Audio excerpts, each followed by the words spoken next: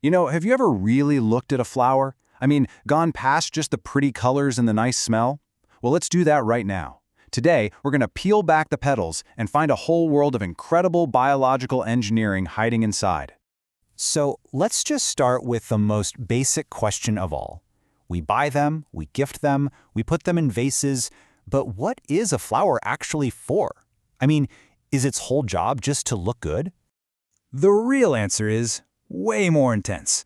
A flower isn't just a pretty decoration. Nope, it's a machine. A super sophisticated, precision-engineered machine built for one of the most critical jobs in all of nature, making more plants. So, to really get how this machine works, we've got to look at the blueprints. We need to go back to square one and figure out what a flower even is, botanically speaking. This definition right here tells such a cool origin story.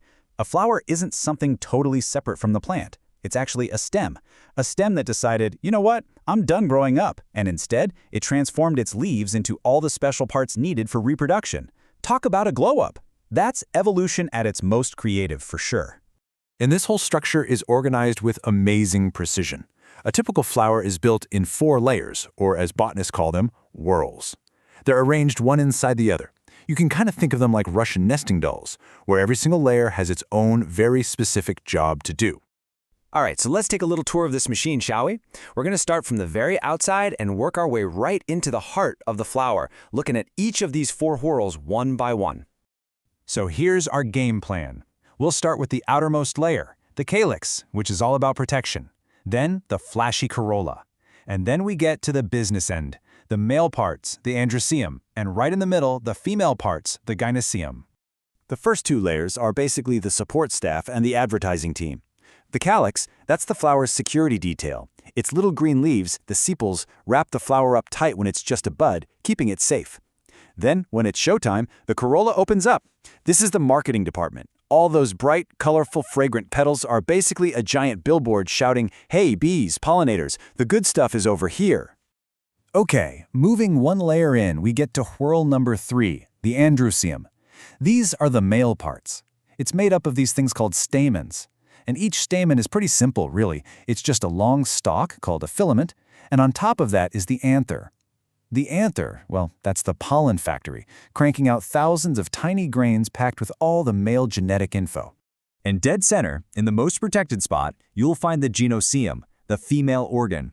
It's made up of 1 or more carpels, and each one is this perfectly designed pathway. At the very top, you've got the stigma, which is basically a sticky landing pad for any incoming pollen. Below that, the style is the tube that leads all the way down to the ovary, which holds the ovules, just waiting to be fertilized. The whole thing is built to get that pollen grain exactly where it needs to go. Okay, so that's the breakdown of a single flower. But you know what? A lot of plants figure, why bet everything on just one?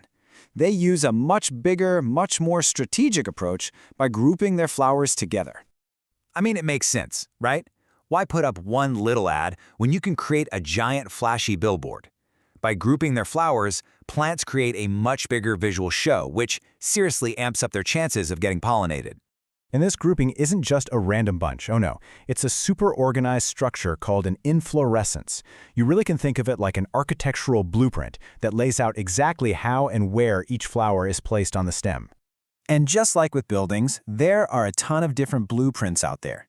So we're going to check out a few of the most common designs and see how their different structures all help them get the job done. Now, before we get into the specific types, you got to understand the 2 main master plans. First is indeterminate. That's where the main stem just keeps on growing, popping out new flowers at the top, while the oldest ones are at the bottom. Then you have determinate. That's where the main stem ends in a flower, which opens first, and all the newer flowers have to bloom below it. This one little difference creates all kinds of different looking arrangements. So check out the variety you get in just that one indeterminate group. A raceme, think of a bunch of grapes, is pretty straightforward. Flowers on stalks of equal length all along the stem. But a carem, like on a pear tree, is so clever. The stalks at the bottom grow extra long so they can bring their flowers all the way up to the same level as the top ones, creating a perfect flat landing pad for pollinators. And then you've got the umbel, like in geraniums, where all the stalks shoot out from a single point, fanning out just like the ribs of an umbrella. See? 3 totally different architectural solutions to the exact same problem. So, When you look at everything from a tiny grain of pollen to the grand, sweeping architecture of an entire inflorescence, you realize that every single detail is the result of some seriously brilliant evolutionary design. Let's do a quick recap. A flower isn't just a flower. It's a reproductive machine that started life as a stem. Its 4 layers, the whorls, all work together seamlessly. And grouping those flowers into an inflorescence isn't random. It's a deliberate, strategic blueprint designed for one thing and one thing only: survival. So yeah, it's way more than just a pretty face. It's a whole story of survival, of strategy, and of beautiful, intricate design that's happening all around us. The real question is, now that you know its secrets, how could you?